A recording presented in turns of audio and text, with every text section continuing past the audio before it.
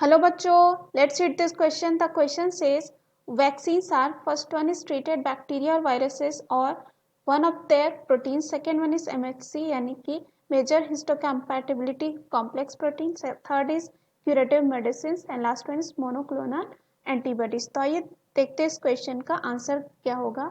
अब इस क्वेश्चन में हमें पूछा गया है कि वैक्सीन्स क्या होते हैं. सबसे पहले हम इस क्वेश्चन में देखते हैं की कॉन्सेप्ट को. की कॉन्सेप्ट इस क्वेश्चन में हमारे हो जाएगा वैक्सीन. वैक्सीन की बात करें तो ये एक बायोलॉजिकल प्रिपरेशन होता है. बायोलॉजिकल प्रिपरेशन होता है. प्रिपरेशन होता है दैट प्रोवाइड जो प्रोवाइड करता है एक्टिव इम्यूनिटी और कह सकते हैं एक्टिव एक्वायर्ड यानी कि जो पहले से प्रेजेंट होती है उस तरह की इम्यूनिटी ये जो है प्रोवाइड करती है टू अ पर्टिकुलर डिजीज. कोई भी डिजीज हो गया. अब यहाँ पे वैक्सीन की बात करें तो ये टिपिकली कंटेन करता है an agent that resembles a disease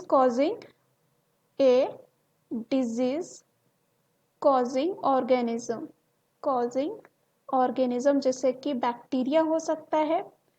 disease causing organism bacteria हो सकता है और वायरस हो सकते हैं या कुछ भी हो सकता है.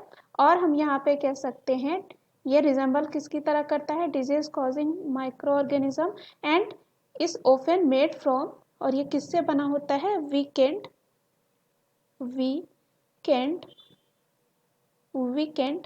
और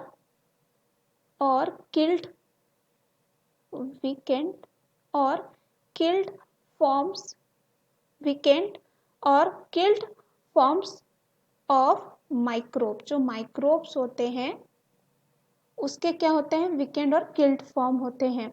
और इट्स टॉक्सिन और one of its surface protein भी हो सकते हैं. तो यहाँ पे फर्स्ट ऑप्शन की बात करें तो दे रखा है ट्रीटेड बैक्टीरिया और वायरसेस और वन ऑफ देयर प्रोटीन्स. तो ये जो है ऑप्शन हमारे इस क्वेश्चन का क्या हो जाएगा आंसर, क्योंकि हमने देखा वैक्सीन क्या होते हैं ये वीकेंड और killed forms of the microbe होते हैं. इट्स टॉक्सिन्स और one of its surface protein भी हो सकते हैं. तो ये ऑप्शन क्या हो जाएगा सही. दूसरा है एमएचसी यानी कि मेजर हिस्टोकम्पैटिबिलिटी कॉम्प्लेक्स प्रोटीन की बात की जा रही है.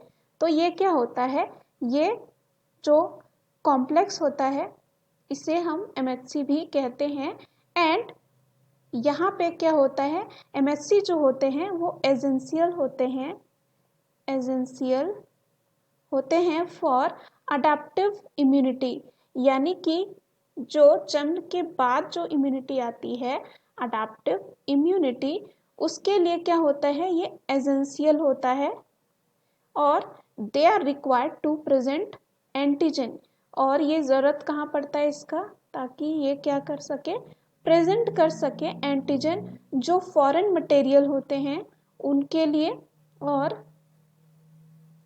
Required to present antigen for the recognition to a T cell. जो टी सेल होते हैं थाइमस सेल होते हैं उनके लिए. और यहाँ पे ये ऑप्शन हमारा क्या हो जाता है गलत, क्योंकि वैक्सीन जो है एमएससी प्रोटीन नहीं होते. तीसरा है क्यूरेटिव मेडिसिन की बात करें जो हमें क्योर देता है उस तरह की मेडिसिन के बारे में बात किया गया है. थर्ड ये हमारा अगेन क्या हो जाता है गलत. लास्ट दे रखा है मोनोक्लोनल एंटीबॉडीज की बात करें तो ये क्या होता है एक आर्टिफिशियली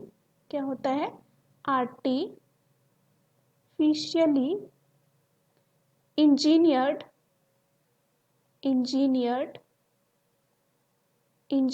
होते हैं कहाँ पे लैबोरेटरीज या कह सकते हैं लैब्स में जो किसके द्वारा तैयार की जाती हैं जो साइंटिस्ट होते हैं उनके through as a form of